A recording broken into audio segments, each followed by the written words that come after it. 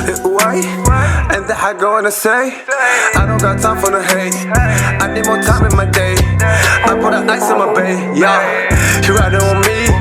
I get my drip overseas. Niggas are hating on me, yeah. How y'all doing, ladies and gentlemen? Pieces and blessings upon all my AkHis and all my sisters out there.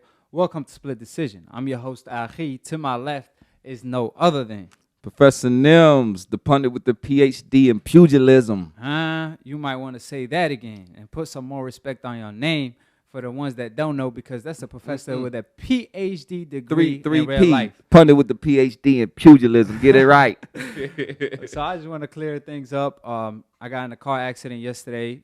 You know, I had to ride away, but somebody from the side who had a stop sign, I guess he didn't see me coming. Just pay it forward. Yeah, like yeah. They say, so he admitted it was his mistake. I believe he probably, you know, was under the influence of something, you know, but it is what it is, you know. So I appreciate everybody for, you know, checking up on me, all my AkHis, all my AkHis, Ox, whatever you want to call it, Migo. I appreciate y'all for, you know, checking up on y'all brother. And for all the people that's calling me Baby Arrow Spence Jr., you know what I'm saying? I just want to clear up. I don't even drink, you know what I'm saying? And that's against my religion. So, you know, it's okay. Y'all can hate. I'm going to give y'all more reasons to hate on me. You know what I mean? So, y'all know what time it is. It's split decision time and time to educate all the casual fans. So, all the casual fans, it's a pleasure to have y'all here. We're going to teach y'all something new today. You live and you learn. Hopefully, y'all learn something new. And one day, hopefully, y'all will graduate from the AkHi University and become hardcore boxing fans. So in the AkHi University, we offer the book of the truth. And since people love to judge a book by its cover, we're going to paint a perfect picture for them. You know, and when y'all do take the time out of y'all day to read the book, hopefully y'all have a better chance of graduating. Now in the AkHi University, we got classes in session. Right there. Classes in session, baby. Teaching for free. All you got to do is subscribe below if you're trying to get smarter by the minute. If you're trying to get dumber by the second, don't. And listen to these casual fans. Now, shout out to Deontay. Salute. Shout out to DBN. Shout out to Deontay for starting the new media movement. So shout out to my brother. And let's get straight to it. What AJ has to do to win the fight. So I'm going to get my first take on it first. Now, my take on this is this. First of all, one thing that AJ can't have in order to win this fight is a moment like he did the last fight where he asked his corner, what should I do next? Yeah. You should never, ever have a moment like that, because as a fighter, you're supposed to make the adjustments in the ring yourself.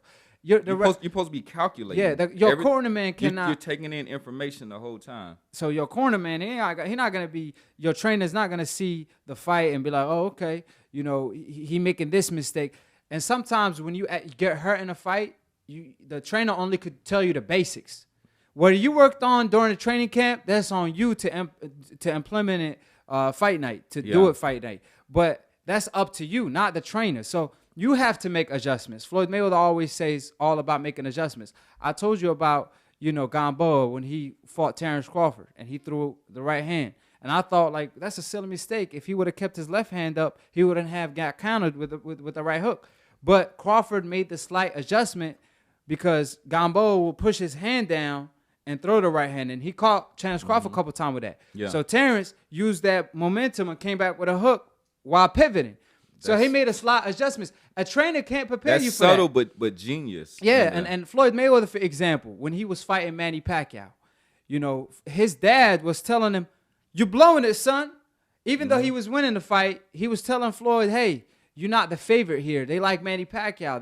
They might rob you. So you're going to have to do better if you know better. Yeah. Floyd was like, what do you want me to do? He was like, come back with a hook after you throw the right hand. But Floyd told him, or he told the fans after the fight, sometimes the trainer don't see what you see. Yeah. Because I remember when Floyd Mayweather fought a southpaw like Zab Judah, he will throw the right hand, but he will switch stance. Yeah, he would kind of fall in. So he would throw it, and then so he would bring his right leg up, and then so he would kind of beat her. But he actually wasn't trying to do anything after that. He just really wanted to dip to one side. But you know what I'm saying? He could avoid the counters. Exactly. But then he started coming back with a left hook from a southpaw position.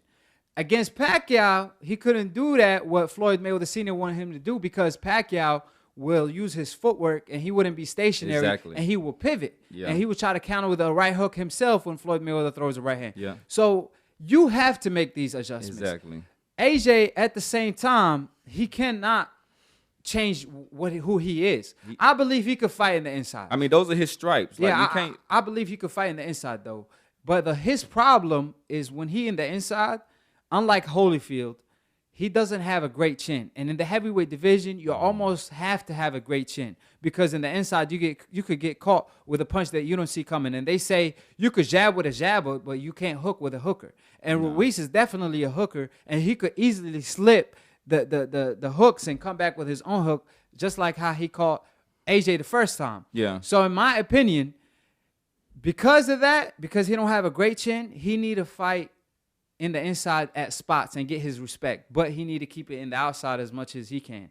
And do what Klitschko did, which is throw a 1-2, throw whatever you have to do, and then lean on him. Hold him. And Klitschko. You took the words right out of my mouth. See, Klitschko, this is the thing that people don't understand about Klitschko. Klitschko had stamina problems. Klitschko had chin problems. Klitschko had mental problems. He had a lot of problems, but he used a great jab. He had a great trainer, and he taught him, hey, hold. If you could hold 10 Rest in times, peace to Emmanuel Stewart. But not only that, but so think about when these two fighters were at the height of their career, and these were big fighters who had chin, maybe some mental problems. Lennox Lewis and Klitschko.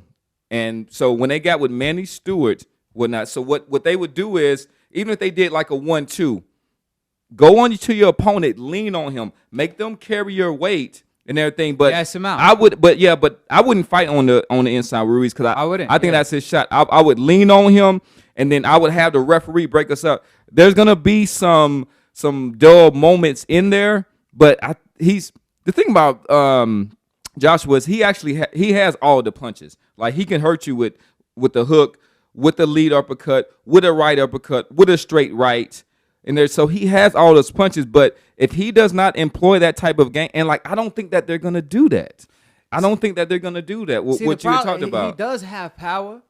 AJ does, but Ruiz have a great chin. He does. Where he could take a punch and come back, and he a counter puncher. Yeah. So he wants you to lead. Yeah. And that's why AJ was hesitant the whole time. Very. Because Ruiz was making adjustments. AJ wasn't. That's what boxing fans don't understand. Some boxing fans that don't box and never spar, they don't understand, and they can't see the slight adjustments that fighters make. Subtle. For example, like when Errol Spence fought Kell Brook, a lot of fans didn't see the adjustments that both fighters were making. For example, Errol Spence would go to the body, and when Kell Brook tried to counter him with a straight right, Errol Spence will duck down, and he will make Kell Brook missed by an inch. It's a game of inches, not miles. Then Kell Brook made the adjustments when Errol Spence went to his body. He came back with an uppercut because he saw him ducking down. Then Errol Spence made the adjustments after that. So all I'm saying is chess right there. That's high level chess. So what AJ need to do, if he can't play chess with Ruiz, use your advantages. And I'm not even talking about your attributes. I'm talking about the referee. I'm talking about the judges. I'm talking about you, the A side, when it comes to everything. So since that's the case, you could hold up to 10 times in every round. The referee ain't finna deduct point. So if you hold 10 times in every round like Klitschko used to do, right? Yeah. Every clinch, that's 10 seconds wasted. So 10 times 10 seconds, that's 100 seconds. That's 100 seconds. That's a half a round. That's a half a round that you could kill by basically just tying your opponent up. And after you land punches, land or miss, you could tie him up and gas him out by leaning on him. But I believe, like you said, I don't think AJ have them veteran tactics like a Hopkins does, like a Klitschko, got taught by Emmanuel Stewart. Even so Andre I think that's Ward gonna cost him the fight. Like people don't get Ward because he still seems like a young fighter to us, whatnot. But Ward is a veteran. In the game. He has veteran tactics. That's one of the smartest fighters. From day one. And it's not something like, you need a lot of experience for this. Man, Hopkins did this off the jump. Andre Ward was doing it off the jump, even though he was very skilled. So in order for AJ to win the fight, he have to use his jab, vary his jab. And when you go to the body to Ruiz, stop throwing that jab that don't mean nothing, that don't have no steam behind it. Stick him to the body. And then vary your offense. That's something he was not doing the first fight. And when you fight a counterpuncher, if you're not varying your offense, throwing singles, throwing doubles, like Errol Spence did versus Mikey Garcia, the counter puncher will always have the upper hand. Yeah, you're too predictable in that sense. So with that said, we do want to say that we usually try to stay out of politics on it, but there's something that I do want to mention. So this fight is happening in Saudi Arabia, right? So it's the battle in the dunes, or between the dunes in a sense. So it was a great episode today. Absolutely. Split decision. We will go live soon, either this week coming up or the week after, and we sure gonna go live during the fight between Ruiz and AJ. So be on the lookout for that. And that's gonna be early. So just a reminder, that fight is at 3 p.m. Yeah, so US that fight time. is early. We're gonna go live at 2. We're gonna cover all the fights live. We're gonna commentate and give y'all our 2 cents, because obviously there's a lot of biased commentary, and the referee, I don't know who he is. They brought him out the mud out of nowhere. And, AJ is definitely the A side, so we'll see if he's able to use his advantages, not just physically, but even promotionally, to win the fight. So that being said, appreciate Professor Nan. We had a great episode today. We actually were supposed to have settled the score, but ain't nothing to settle with the Lomachenko situation, because Lomachenko, we had our disagreement, right? But even if we go by what you said and your logic that, okay, it was the WBC that gave him the belt, why will Lomachenko accept it?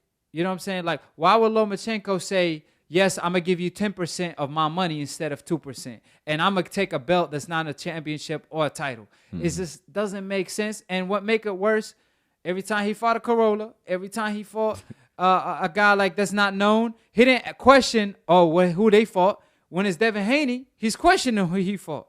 He not questioning, like when Salido gave him the opportunity to be great, he not trying to do that to Devin Haney when Devin Haney earned his stripe to be in that position. But Salido obviously gave him the shot. He got another shot versus Gary Russell. But at the end of the day, you sound like you're trying to settle the score, though. I will go ahead. Oh no, but I'm just saying, like, I don't know what we're gonna talk about. It's all good. It's all good. At the end of the day, it's like Lomachenko. He make himself look bad when he accepted it.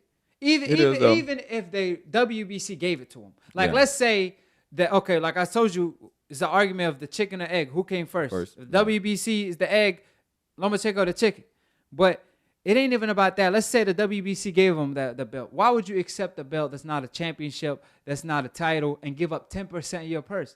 It doesn't make sense to me. Like, it's not a quality of a champion. Deontay Wilder didn't do that, and he got, 10 title defenses now. He is super champion, really, if you want to call him that.